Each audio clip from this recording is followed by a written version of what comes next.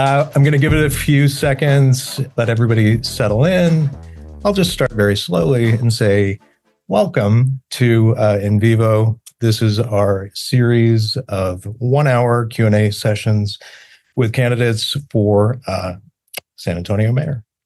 I'm Greg Jefferson, Metro editor and columnist at the San Antonio Express News. I'm joined today by City Hall reporter Megan Rodriguez.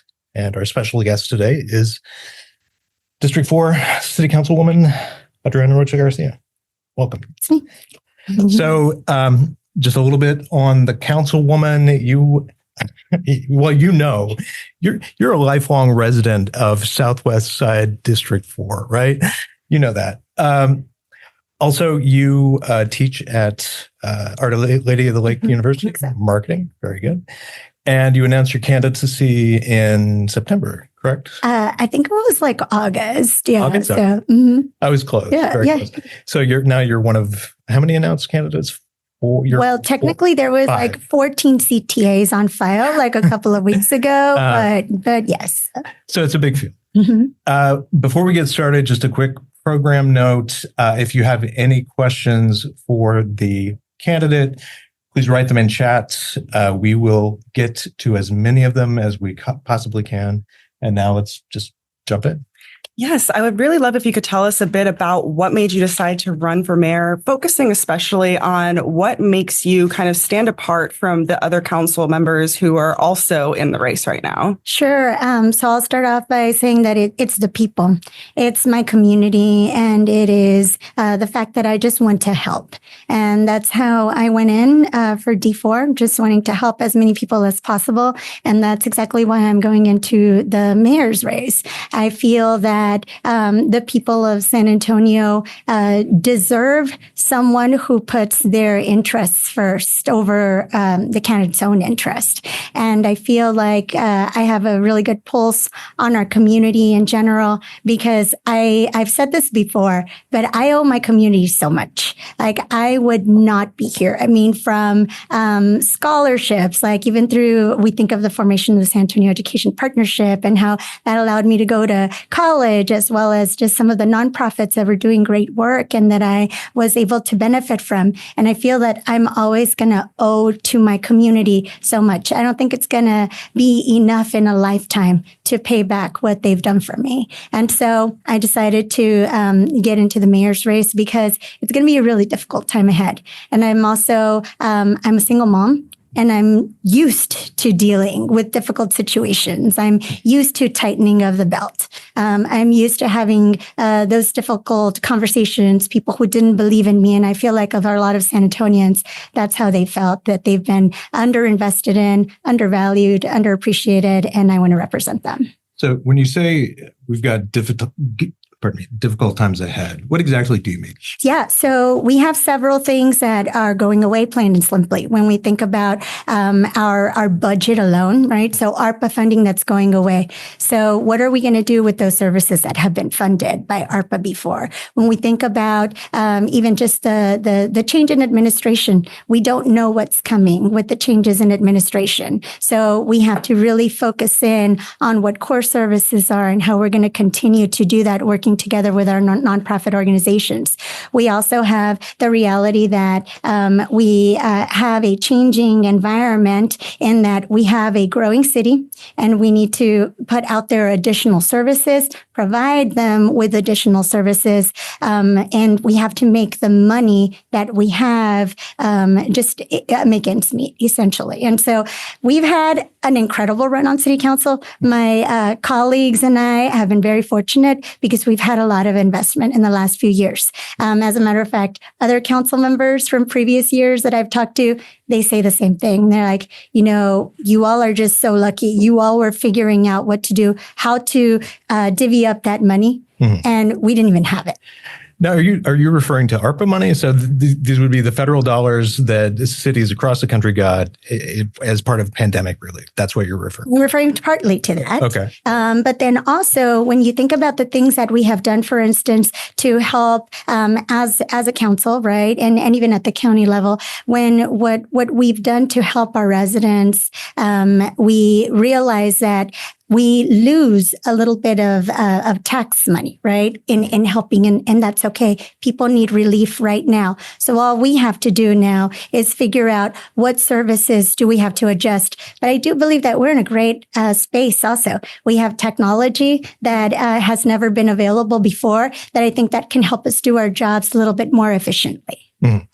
Now, going back to ARPA dollars, what services are they funding now that you want to keep? You want to find a way to keep paying for? And kind of to that note also, I just want to make clear because City Manager Eric Walsh during this last budget cycle has kind of talked about how anything that he was really focused on keeping has been kind of rolled into the budget for the future, but there have been some programs that have had to be dropped, and he tried to go about it in a way that was kind of based on council priorities. So I guess, is there anything that you saw that got dropped that you like to get? Well, so social services and specifically social services in regard to youth.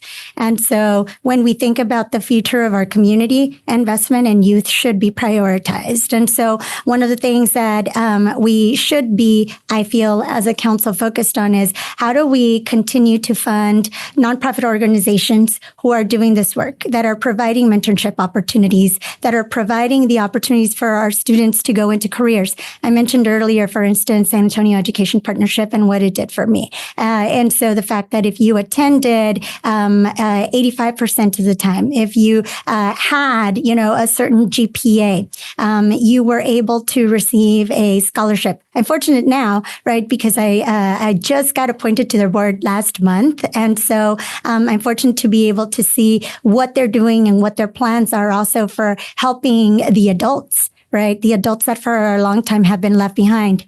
We have the opportunity to build that in together with a plan that they have. And I don't want to get ahead of ourselves there. So we're working on a strategic plan at that level. But how do we focus in also on the city that we need to create for our residents without sacrificing some of those services. So again, it's the youth services, the investment in anything education, workforce related. You all know that I'm a big supporter of Project Quest. I used to work for Project Quest. And so that type of services I never want to lose. So this question kind of dovetails with this from one of our viewers. As mayor, what would you do to coordinate with local school districts, universities, and businesses in order to graduate students with appropriate degrees, however you define that, to attract high-paying jobs in San Antonio? God, I love that question. So the step plan, if you will, right, of career. And so how do we start with our students, getting them interested since they're in middle school in certain careers, having them have experiences. So I'll give an example. So one of the things that I've been very focused on is bringing STEM careers to light in my district, which we know that our students need mentors, need representation, but their families might not necessarily be employed in these careers. And so mentoring opportunities, bridging together with community members, with businesses, showing that you can do it, right? And then involving, of course, the educational partners. So if it starts at certification, once you get a certification,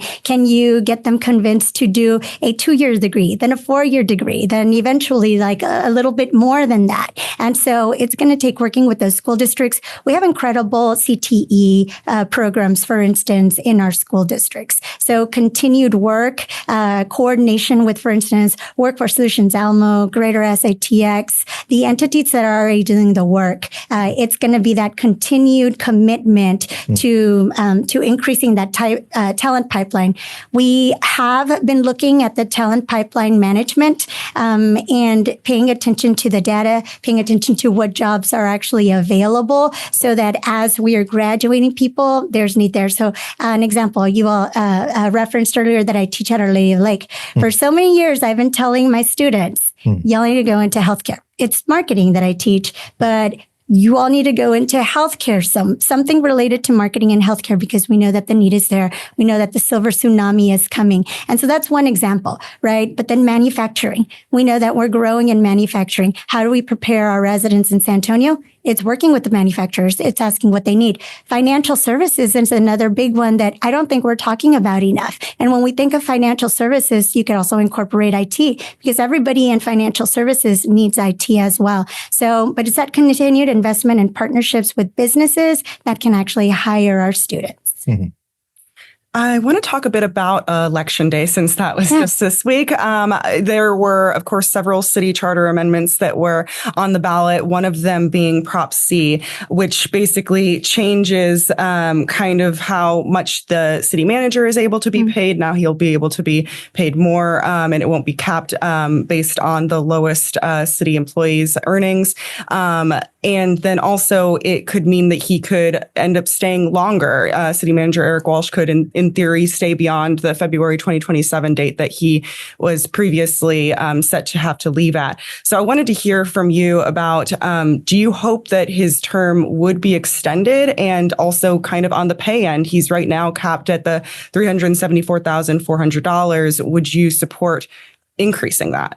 Well, Eric Walsh works for the city council.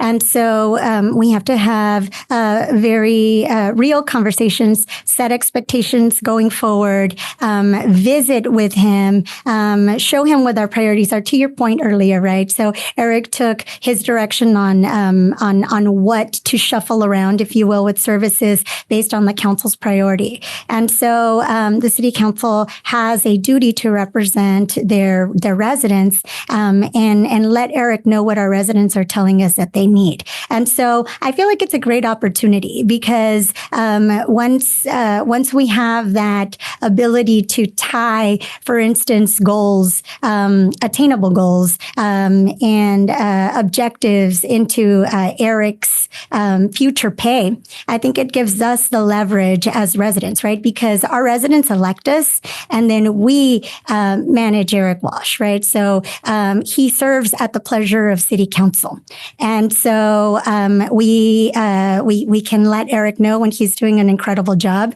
We can let Eric know when he needs to change his course of action, and that's exactly what it's going to take. It's going to take working together to see what is representative of our city to be able to take advantage, I would say, of the new changes that our residents made at the ballot box this week. So just to be more clear, though, it sounds like you're pretty happy with his performance so far. But can you tell me, I guess, do you think his performance so far is something that you would think means that he should stay longer than past that February deadline? And maybe is there like a number that you see that would maybe be more appropriate pay? Because right now he's paid lower than other city managers across the state. So Eric Walsh has done an incredible job, in my opinion. Every time that I have an issue, I call him. I let him know. I've had issues with a few of his directors, and he has resolved them effectively, efficiently, and we have moved forward, and we have great relationships still with those directors.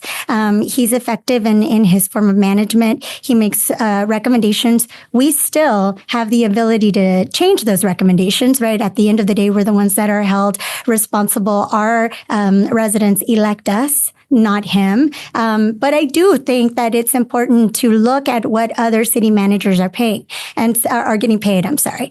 And so, for example, a long time ago, I used to work at the city. I used to be the city's executive recruiter. And so we were always looking at compensation. We were always looking at structure. How many people is this person managing? How are they comparing to our peer cities, right? So we're looking at San Jose, at Phoenix, at different cities that we can compare ourselves to.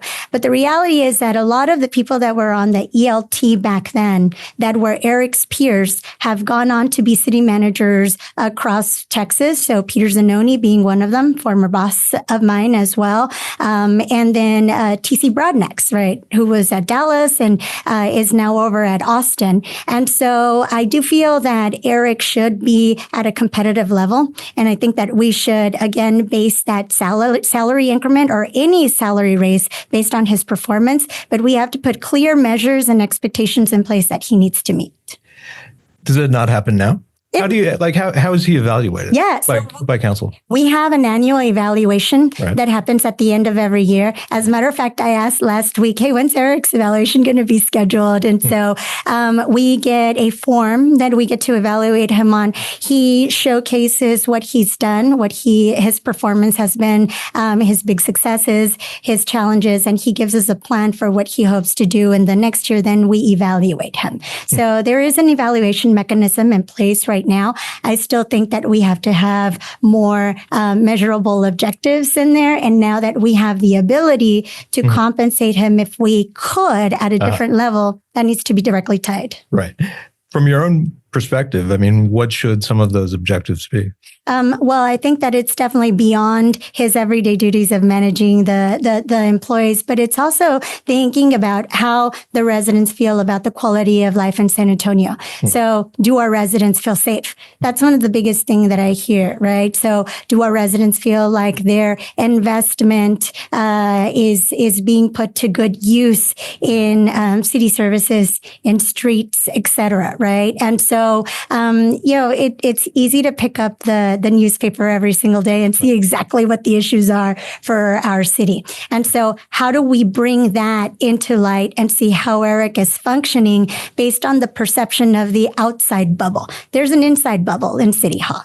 And so we can hear that inside bubble, but sometimes it could become an echo chamber. So we really have to go out and listen to the neighborhoods and see what their opinion is on Eric Walsh. Tell me one thing you think he's done really well in the last year, and then one thing he did not so well. Well, so Eric has done a really good job of listening to our council priorities. And I do have to give him credit for that. He, behind the scene with his executive team, right, has figured out multiple solutions, right, on different levels, presented plans first. So I do feel that he works well. Give me an example of a council priority that he made good on. Sure. So I would say that when we were tasked earlier this year with there might be big budget cuts, and we have to figure out essentially what services we will have to cut. He and his executive team went in and made recommendations to us, again, based on those priorities, based on trying to maintain that same level of service. What he maybe hasn't done well, and I think that it's a matter of time, like by the time he sends out a memo, he's so busy, right? So he has meeting after meeting. And so by the time that, he'll come to my office and tell me something, I've already read about it in the newspaper. Right. And so that's what I think he can do better. Like, who can he have that can really be his right hand to help him a little bit? Now, I will say that to his credit, I'm lucky. Our ELT, we all have ELT members that are assigned to us, so that if Eric can't get to us in time, they will call us. Mine is Maria Villagomez, and so she was queen of budget, right? So with budget, it's easy to ask her those questions. But I'm talking about those big issues. I just wish that he could get to us a lot faster. So your complaint is that you're reading about things in the Express News before you get to the city manager. I have to say, I'm okay with that. I'm like totally, bad for you. Yeah. Good for me. Yeah. Journalism, like sometimes that's breaking on, I don't know. Hold on. What do you mean? We'll keep the Express News. Yeah. Okay. Let me take just a quick moment and tell our viewers, if you have any questions for the councilwoman, please enter them in chat. We will get to them as quickly as we can. Let me jump in with one of our viewers' questions. What is your position on multifamily development in your district, specifically redevelopment of underutilized lots for higher density in your district? Is that a huge concern in District 4? It's a huge concern everywhere. And I'm so glad that you asked that question, because we have schools that are closing down. And so repurposing those buildings is important to me. As a matter of fact, a couple of weeks ago, I met with a nonprofit that wants to repurpose one of those schools into a hub or a center, right, for nonprofits. But we need workforce housing as well. So how can we work on developing that? And Greg, let me tell you that I'm so proud. In about 6 months in District 4, last year, we were able to either break ground or, work with Habitat, for instance, to create more than 1,000 units. That's in 6 months. But I'm also very honored to represent the City Council and be the president of the San Antonio Housing Trust. Since February of 2022 until a couple of weeks ago, we had created 6,999 housing units. 4,600 are under construction right now.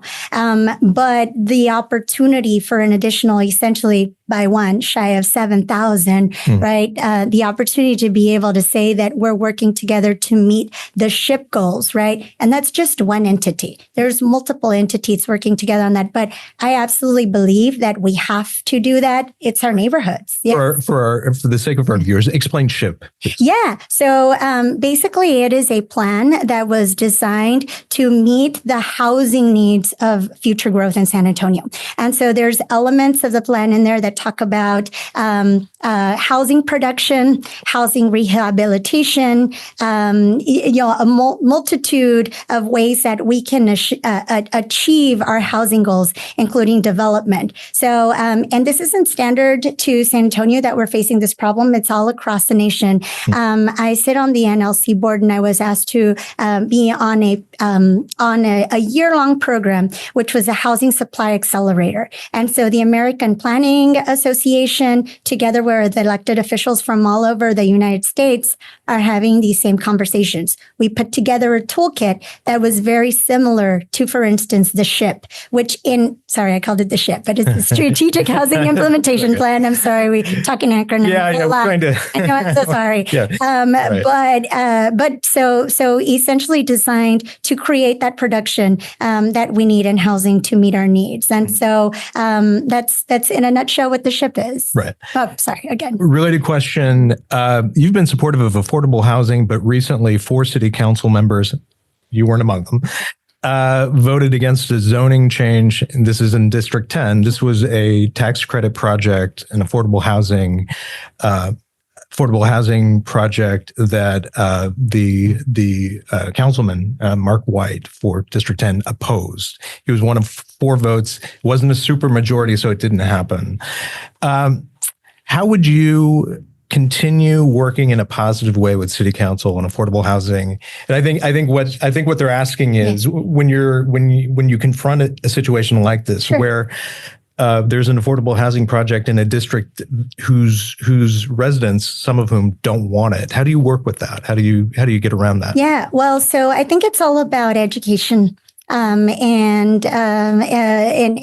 bringing people into the fold. Now, on that particular project at the Housing Trust, we were very familiar with it. That's 5 council colleagues that had been working on this for multiple months. In that one in particular, it was 75 units tied to an educational component that had never been done before, by the way.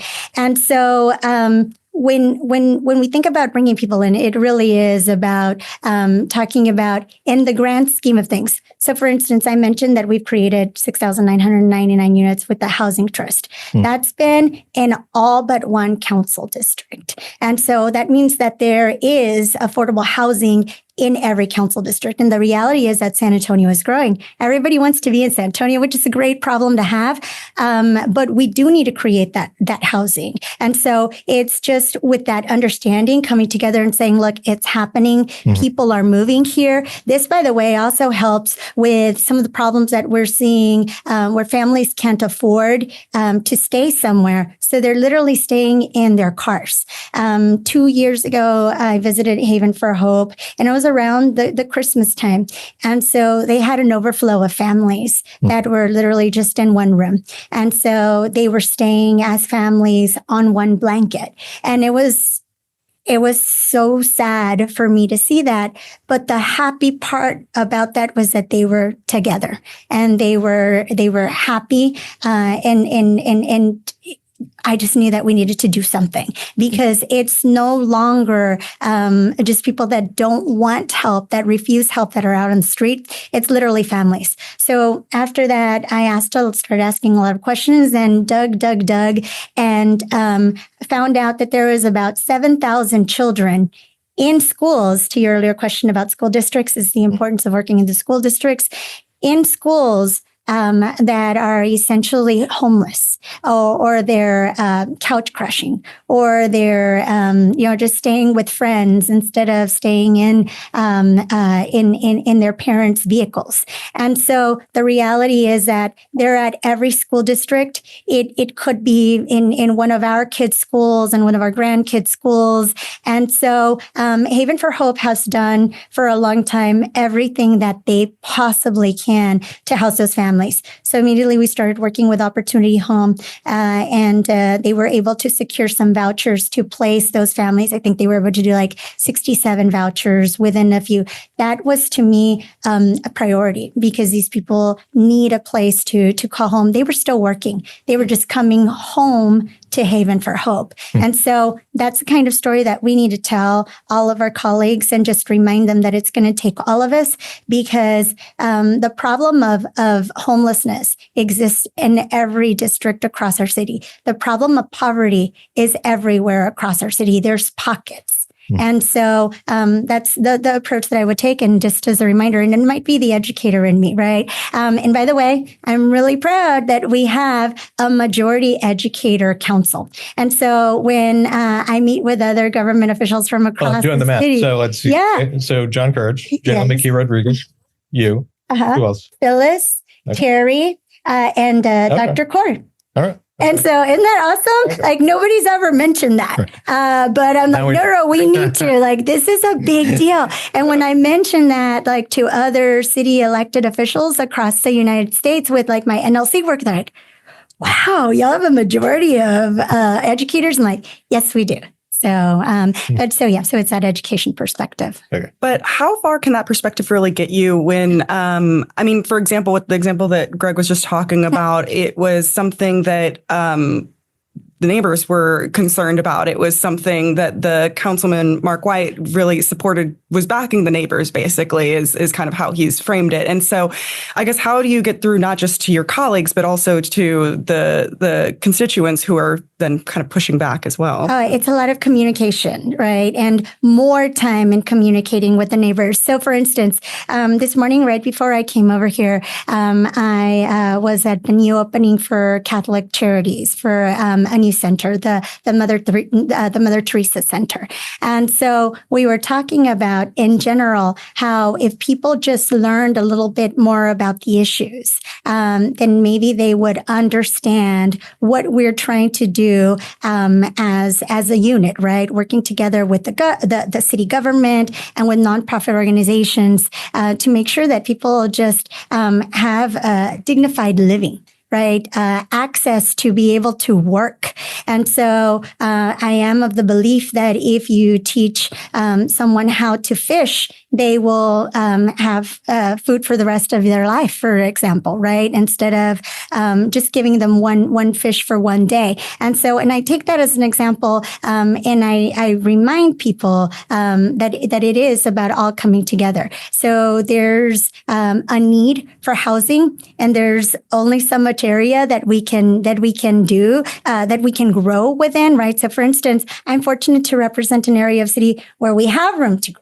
But some areas are landlocked. And so it's about that teaching component. So for instance, I feel like if a lot of the residents would have known that it was only the 75 units, that there was some wraparound services provided, that there was an educational component, we had more time, we would have been able to do that. Now, we do have to be considerate in that traditionally with zoning items, we defer to the person who is representing that district to make the ultimate decision. In these particular cases, we've had 5 council members who have been aware of the needs of the area, of the needs of a growing city in general. And so I feel that conversations with all of us would have been critical to have as well, be with the residents. So in retrospect, how are we also at the Housing Trust going and talking to our communities and engaging them before something comes to a big vote? So it's upon all of us. So on September 12th, you and 8 other council members voted in favor of a financial agreement with the owners of the Missions and with Western Urban, a downtown real estate development firm, to build a stadium downtown for the Missions.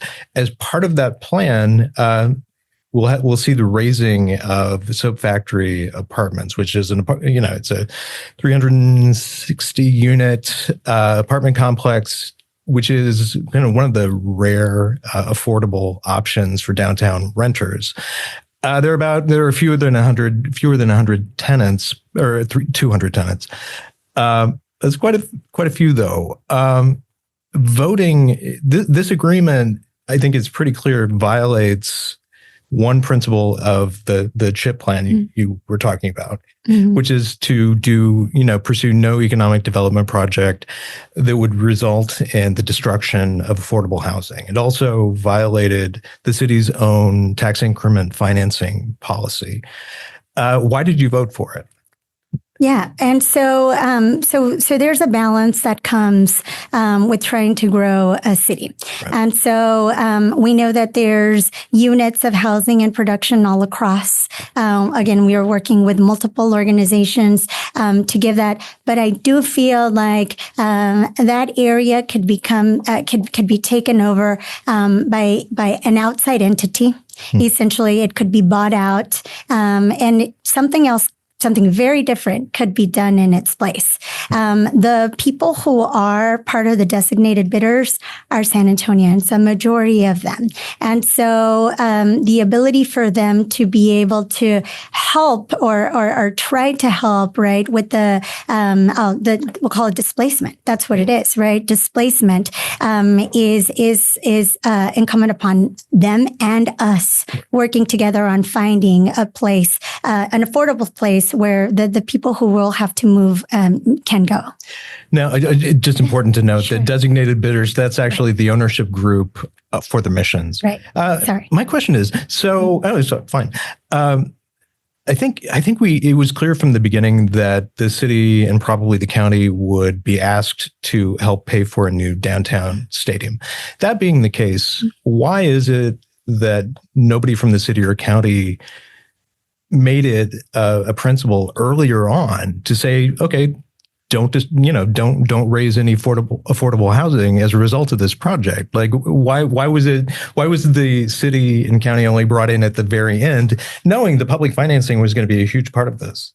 Well, so I think it goes back to looking at the pipeline, right? And so the affordable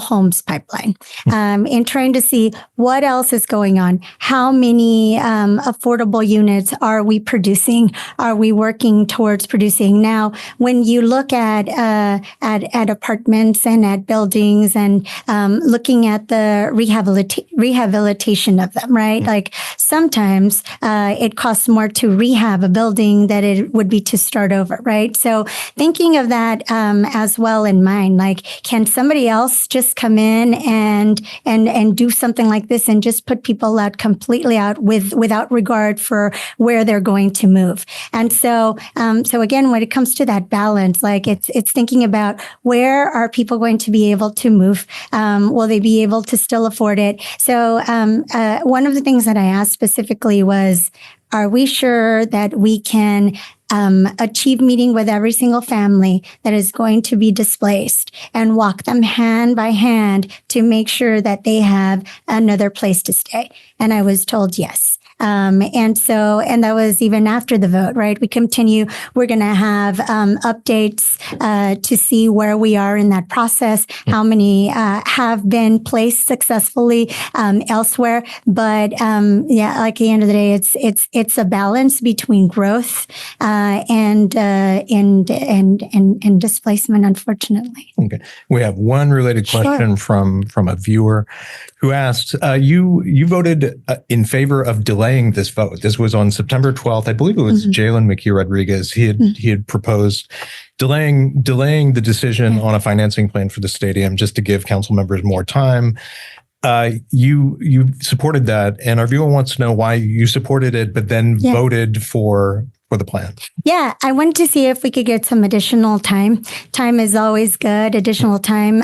I feel that if we've done it in the last 2 weeks even, right? So we asked for additional time even yesterday, right? Like with one item. And so I feel that anytime that I'm able to say, okay, but what's that pressing deadline? Like what's the drop dead time that we need to make this? Now, I had asked about that because I knew that SAISD hadn't had their meeting yet. And I knew that SAISD was still one of the critical elements that they had to have together. So I thought, well, wait a second. Why do we have to be pressured into a vote by October the 15th when SAISD isn't even having a meeting until next month? And Whatever happened to that ironclad deadline that they had to meet in order to maintain their status in the minor league? Yeah. And then I was told, well, it's because then the county doesn't meet for like 2 weeks. And so it has to. So anyway, but that was kind of. By the way, so this is SAISD. Yeah. They're being, they were approached to sell a 2.3 acre parcel that is critical to this plan. And that's right now, whether this project happens kind of depends on San Antonio Independent School District. It's kind of in their court. Have you talked with anybody on the board of trustees for the school district? No, I talked to them at the time, and that's how I knew that they weren't having a meeting because I went online quickly to see, and I was like, well, maybe I'm missing it. Maybe they haven't updated a calendar, maybe something. And so, I work very well with Dr. Cristina Martinez, and so I used to be on the D. Howard Foundation. She was our executive director, but then also she just does a whole lot of work with education, right? And so, I just asked about the meeting, literally. Like I was like, wait, when's your next meeting? And so anyway, so that's the extent of the conversation. Yeah. So. If you were to offer any advice to SAISD trustees, what would it be? It would Vote be for it or not? It would be to listen to the community. It's the community. The community voice is critical. You will have more time, so please take that time to listen. Okay.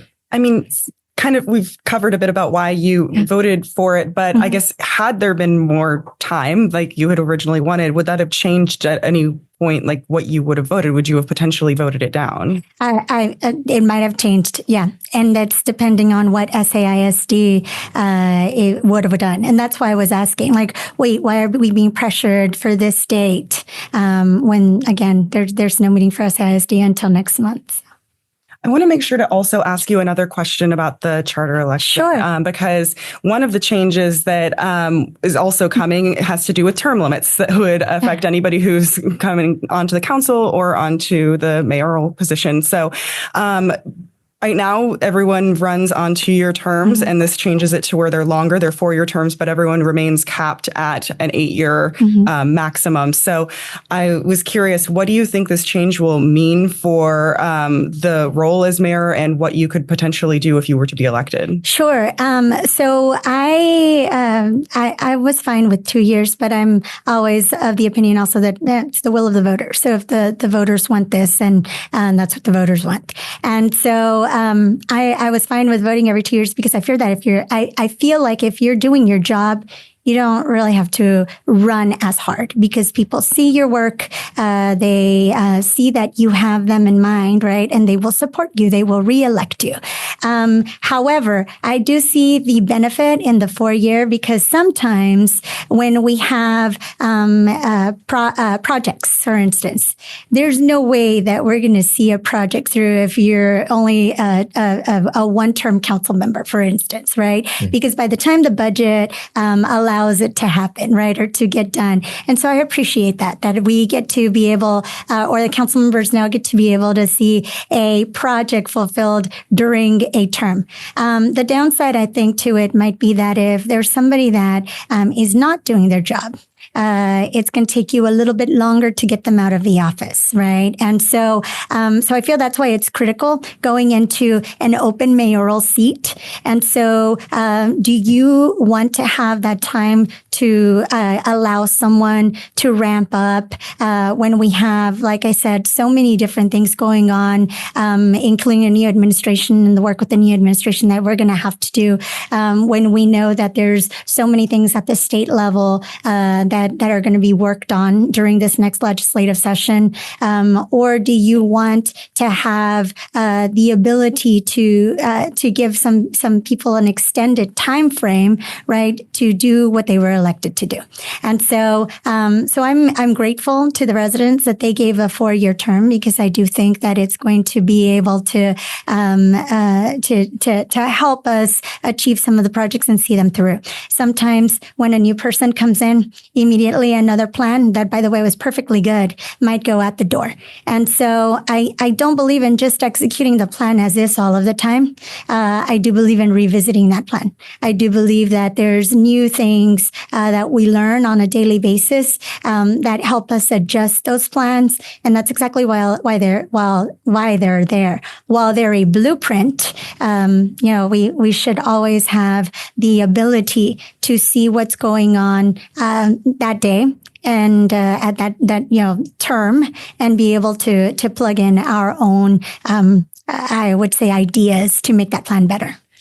Now, another city charter amendment gave a raise to the city council and to the mayor. City council, starting with the next term, will be earning $70,000, and $70,200, and the mayor will be earning $87,800. Did you support that pay increase? I supported the pay increase, yes. And the reason that I supported it is because we have a lot of council members who would not be able to serve if they didn't have if they didn't have the ability to provide for their families. And so some of us are fortunate. I have a PhD, and so we have 3 attorneys. And so when we think about the ability to sustain a family, right? Only certain people can do it without that salary, right? And so now I really think that it opens up the ball game, if you will, for others to apply, because this is a job, and they take it seriously because they don't want to lose this job, because it's also providing for their families. And so at the end of the day, I thought that the increase was consistent, right, with what, by the way, the first, I'll call it the first proposal that was recommended was way too much. And so I thought, oh no, right? No, we shouldn't be doing this, especially when our residents are still suffering, et cetera. But when you look at what council does, and you all anybody, right, can do an open records search and say, hey, I want to see everybody's calendar. You can see the amount of activities that every single one of us does. So neighborhood association meetings. I mean, I think like 3 Sundays ago, I had a Sunday off. And that was the first one in a really long time, right? And so I didn't know what to do with myself. Like I was thinking, oh my goodness, like what can I do? So I think that when you break it down by hour, right, it's fair. Now I will admit that even like in years past, right? So there's always people that are going to go above and beyond, and there's people that are going to do bare minimum. I feel like that is reflected, though, with the residency. Residents know when you're doing your job or not. Now, one of the arguments in favor of this particular city charter amendment was that if you increase pay, you won't have city council members compelled to work second jobs, right? With the pay raises now approved, and if you're elected mayor, you'll come in at about, like I said, $87,000. Will you make the mayor's job your only source of income, your one job? Yes, I would. No more working at Our Lady of the... It breaks my heart to leave my students. And let me tell you, I teach. So Our Lady of the Lake has been just incredibly wonderful all the time. I worked there for, I think it's like 12 years already. I lose count. And so they work with my schedule right now because of council. So I usually teach classes like Monday, Wednesday, Friday morning, and then Tuesday, Thursday, Thursday evenings and then online courses. But they know I've prepared them. I've also prepared colleagues. We hired an instructor. So we've been doing this in preparation, right? Like just in case, right? So we are rooted in social services and social justice in particular at Our Lady of the Lake. So they want someone that comes with a lens of social justice to be involved in politics. And so, but yes, although it breaks my heart because my students every single morning, they just make me happy. They give me hope. Or even at the end of a long day, like especially when I teach on Thursday nights and I've had a really difficult council meeting, like their eyes light up and it just again gives me hope. And yours glaze over. Yeah, I'm tired. Yeah. And so, it's so funny because I get a second wind after I teach class. So like usually on Tuesday, Thursday is like 6:15 to 7:30. And by 7:30, I'm like, yay, let's take on the world again. Right. And so, but yeah, unfortunately, yes, I would. It's an added commitment. And so it requires more travel as well. So the mayor is constantly traveling to DC, traveling just across the state, et cetera. And I wouldn't want that to affect my students' lives, right? Like they're there for a reason. They need to learn. They need someone that can be there for them. All right, let's take a viewer question. Could you elaborate on why the city needs to consider big budget cuts? What has changed or is changing beside the loss of federal support? So ARPA dollars, those pandemic federal dollars going away. By all accounts, our city is growing, yet we're hearing that cuts will be necessary. Are we that dependent on federal support? No, it's not the only one. There's also taxes, right? And so we were able to give some additional money, a tax exemption. As a matter of fact, a couple of years ago, I brought up in one of the early budget meetings, the one that we had over at the San Antonio Botanical Gardens, that we weren't giving, for instance, our seniors as big an exemption as other cities were. I believe we were at like $35,000 or something at the time. And so this is, by the way, one of the good things that Eric Walsh has done. Like his staff came in, Ben Gorzel and the team, it just blew me away. I thought that if we did like an increase of 20,000 would be wonderful. They ended up making the recommendation to go all the way to $85,000. And so that chipped away a little bit, right? We also know that at the appraisal district now, people are going to be, and rightfully so, are going to be able to hold on to. They don't have to come in and protest their taxes. Like if for 1 year, it'll hold for the next year, right? So we have to take into account that budget as well. And so how that's going to affect our budget. And so we actually have to see the numbers before, right? And so when we think about that, when we also think about, like I mentioned earlier, the new administration. And by the way, yesterday, because we had 5 council sessions in one day, unfortunately, I missed a meeting, but this is happening at the national level, right? So our National League of Cities, the Legislative Action Committee was talking exactly about that, right? So what happens when there's a new administration? What should we be prepared for? And that's what I'm talking about. Like, so some of these things are going to that we've been like I said, focused on in the last few years because of the ARP funding or because of, and by the way, even sales taxes, right? So, are down. Even though we are a city of tourism, right? So we haven't necessarily met the numbers that still, pre-pandemic. And so even that affects it, right? So it's a variety of, elements that will force us to really, reevaluate our spending priorities, and what we can and can't cut. And I want to kind of add some of the dollar amounts that we're kind of talking about here as well. Basically, in this last budget cycle, the city kind of cut out about $36 million from the general fund for over the next couple of years. And the general fund, of course, pays for the most basic services, parks, libraries, public safety, and everything like that. But a lot of that was also just kind of shifting monies to other buckets. But others were actually cutting out some programs that maybe weren't as necessary, like e-scooter policing of downtown and things like that, taking out vacant positions that hadn't been filled in a long time. And so I just wanted to make sure to highlight some of that. And then you've touched, of course, on the parts about the kind of sagging sales tax revenues and other revenues that kind of fund the general fund. And by the way, that's kind of one of the examples that I was using where Eric Walsh and his executive team were the ones that found that, right? So, we are at the management level, if you will, we manage Eric Walsh,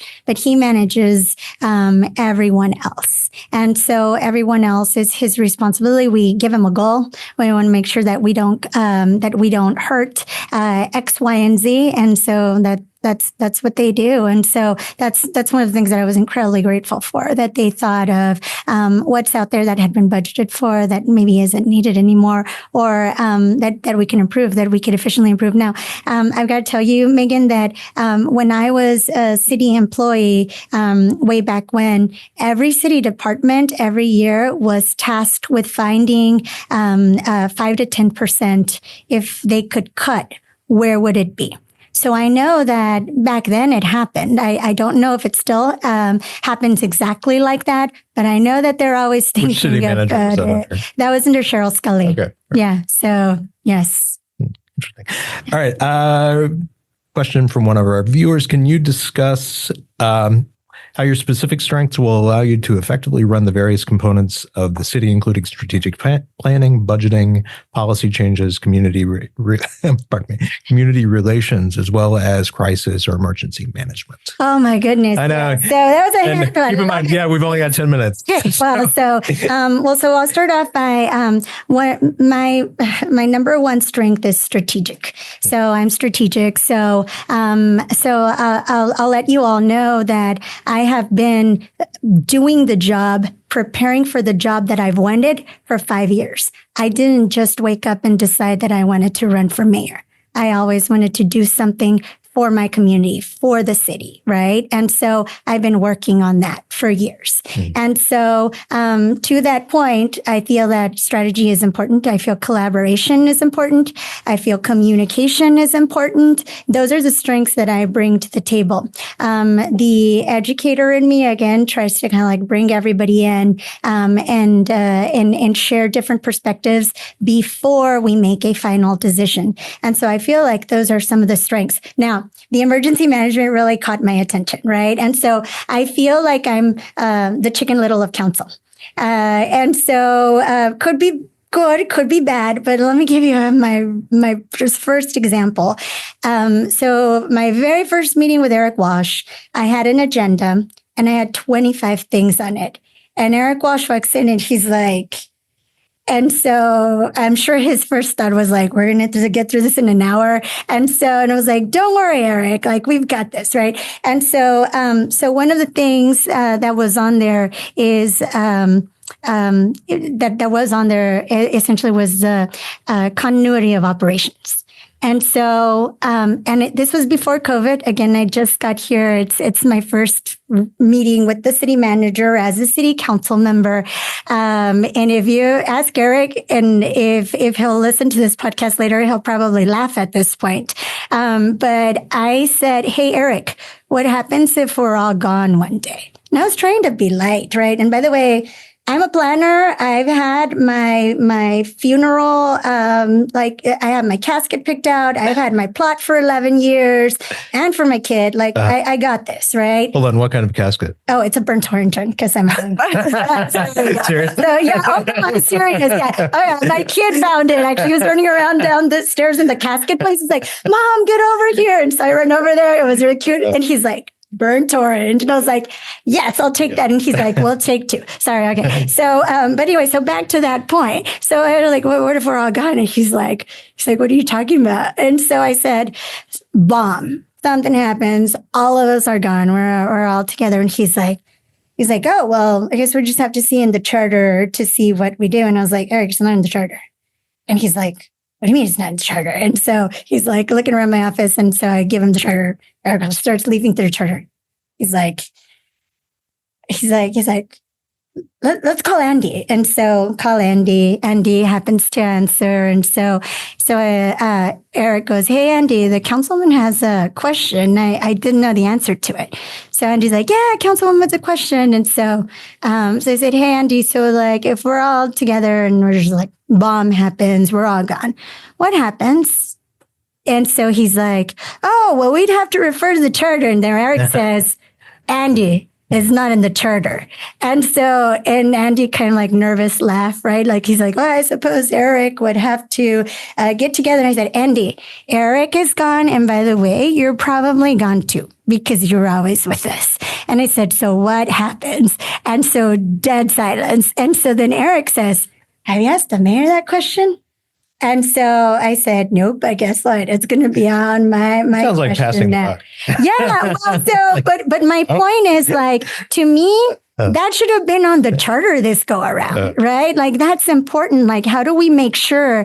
Because, the reality is that a lot of people hate us and, you can do this, right, to some extent, but, what if it's a reality. It could happen, unfortunately. And so because of that, I think when Uri happened, I was placed on this committee. And I kind of blew it up as well because I had actually gone through in the entire plan. It was like a 600-page plan. And the reality was that there was no plan for what they now call a cascading effect, right? And so Reed Williams at the time, who was chair of that, kind of just let me go and do my thing on that. And so as a result, I feel like we've done a lot of things that help me feel a little bit better, right? I still feel like cybersecurity is one of the threats that we don't talk about.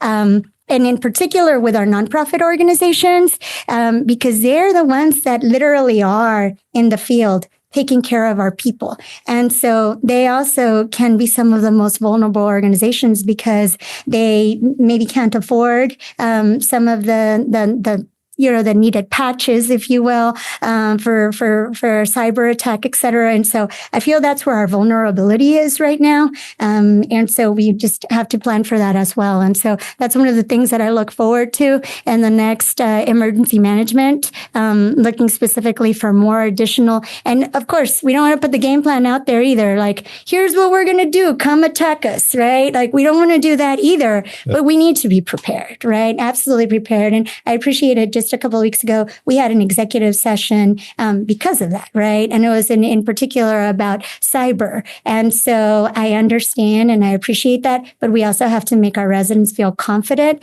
that we're looking at this. And again, so that's one of the things. So if you asked me next go around, charter comes in, what do you want to do? I want to talk about continuity of operations, and I want to talk about our youth and investing in our youth specifically. Like, is the idea about investing a portion, right? Dedicating specifically through the charter that a portion of our budget is always allocated to youth? Is it that? The mayor just appointed I call it the education committee, right? And I don't think that we had one in a while. I know that under Mayor Castro, it was very intentional, right? Because of his Pre-K for Essay initiative. But I do think that it's time that we revisit that or something like it. Let me get in one more question from our viewers. What concrete steps will you take to address the stray animal problem in the city, which is impactful, especially within certain zip codes? I would add to that dangerous dogs also, not just stray dogs, because as we're all aware, we've had a whole series of really horrific dog maulings, which within the last year and a half have resulted in 2 deaths.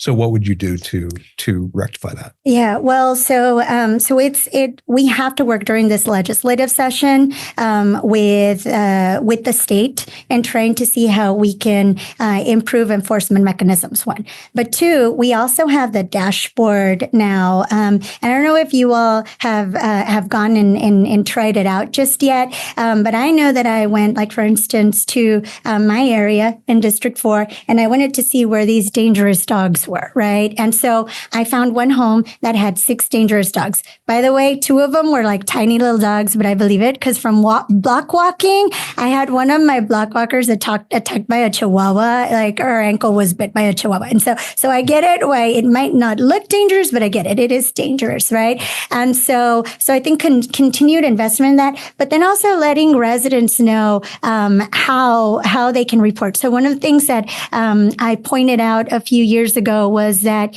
you couldn't report something anonymously, or you couldn't even report something without having to log in. A lot of the residents that I represent don't have access to technology, right? So how do we bridge that digital divide and still help them? Because we know that these are the neighborhoods in which, one, people are walking. Two, a lot of these parts that I represent have older residents, right? And 3, they use dogs for safety, right? And so a lot of the residents that I represent can't afford alarms. And so they use their pets as protection. You hear a dog barking, you know someone is near, et cetera. And so that pet ownership, we are doing a program right now where it's a spay and neuter program where we identify families who maybe can't afford. We get them to come to meet us at the field office. They bring their pets. We take them, we work with a partner organization, and then we bring them back at the end of the day, right? But we have to continue investing. I actually had talked to Judge Sakai about trying to do like, hey, can we figure out like a county-wide strategy where we can work together with the county and the city? Because I know that a lot of the surrounding areas. Last night I had a really sad call from one of my friends. It was like after 10, and she never calls. So I thought it was an emergency pickup. Sure enough, it was an emergency. It was a dog. She didn't know what was wrong, but the dog was bleeding. It was in Olmos Park, though. And so she said they're right outside of the Olmos Park Fire Department, but there's no services available, right? And so I quickly got online, recommended 24/7. I got to do a shout out because it was 3 Trinity students that had tried to help the dog. And so Trinity University, shout out this morning, your students for compassion last night. I don't know what they ended up doing with that dog. I don't know if they ended up taking it to one of the 24/7, but then at that point, they were going to have to be financially responsible for that. And so what happens when one of our residents encounters something like that? They can't do that. Sometimes they don't have transportation. So it's these wraparound services as well for our residents. It's a little bit of everything, right? That's going to get the job done. Councilwoman, thank you very much for taking the time this morning. We really appreciate it. Thank you. And good luck, I guess. Thank you. Yes. You got a long campaign season. Oh, goodness, a long, yes. All right, well, thank you very much. Thank you for joining us. We will see you the next time with the next candidate. Thanks a lot. Bye.